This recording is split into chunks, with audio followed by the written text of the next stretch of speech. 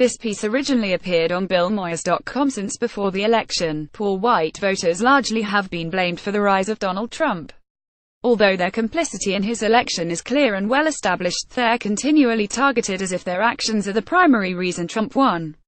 But in fact, higher-earning, college-educated whites supported him at even greater rates. It's quite easy to brand the working class as the most rabidly xenophobic and racist group of whites. Whether they're brandishing Confederate flags or vociferously vowing to make America great again, the beliefs about white supremacy are completely exposed for the world to witness. It's much harder to see how those atop the economic pyramid not only greatly benefit from white supremacy, but actually use racism to their advantage, generally from behind the scenes. In short, when we hold the working class responsible for white supremacy, other whites are absolved of racial wrongdoing. By allowing the spread of civic ignorance, by propagating historical lies and political untruths, and by engendering an insidious form of racism, upper-class whites are undoubtedly just as culpable, if not more so, than working-class whites in the quest to maintain white supremacy. Certainly, there is no apology for the racism of working-class whites, nor any excuse, but we should seek to understand the ways in which white supremacy and power are completely intertwined. Throughout American history, the economic elite have used vile forms of racism to perpetuate the current hierarchy, politically, socially and economically. White supremacy is most commonly conceptualized as a way for lower-class whites to feel socially superior to people from other ethnic backgrounds. More important, though, white supremacy is a tried and tested means for upper-class whites to grow their wealth and power. Whether pitting laborers of different races against each other, stoking racial fears through a sensationalistic and profit-driven media, or politically scapegoating entire nationalities, America's white elite have successfully modernized agile strategies of using racism to prevent the formation of a broad coalition of people along class lines. To be sure, the concept of white privilege must seem far-fetched to working-class whites who come from generations of cyclical poverty. They constantly are told that African Americans are the primary recipients of welfare and social benefits, and that policies like affirmative action are greatly detrimental to all whites. By controlling key aspects of the economy, especially education, politics and the media, the white elite often very easily manipulate less affluent whites. First, by governing and managing the education system in this country, the upper classes remain in control of the equality of opportunity.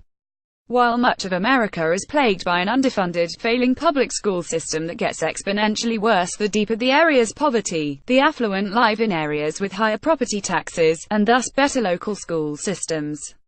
Despite this disparity, the rich also are always able to send their children to private and increasingly, charter schools, escaping the bleak educational realities that most Americans are left to suffer. As the abolitionist Henry Ward Beecher wrote about the lack of public education in the slave South, ignorance is an institution. They legislate for ignorance the same way we legislate for schoolhouses.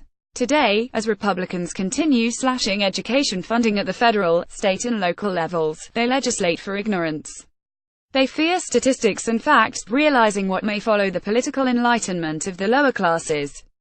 Knowledge is not only power, Beecher aptly concluded, but powder, also, liable to blow false institutions to atoms. 1 second, elite authority over the educational system also means regulation over the teaching of subjects like history, government and civics. An overwhelming majority of Americans have shockingly little understanding of our own past and our own government, often leading to lower-class political apathy.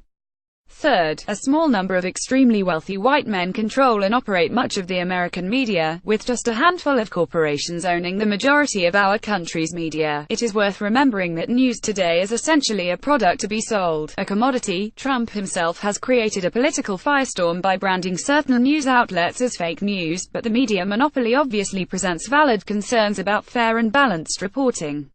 Each of the few very powerful, rich men have their own reasons for deciding what qualifies as news. Finally, business owners and corporate leaders have historically sought to keep workers segregated, either physically or by job. Since antebellum times, masters attempted to engender racism between poor white laborers and enslaved blacks, trying to keep each side distrustful of the other. By perpetuating and encouraging a vile form of racism, they attempted to establish psychological segregation, ultimately thwarting the prospect of an interracial coalition.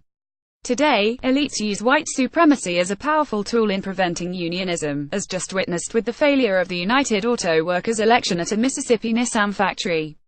Thus, even though working-class whites certainly support Trump and his policies, it is important to remember why.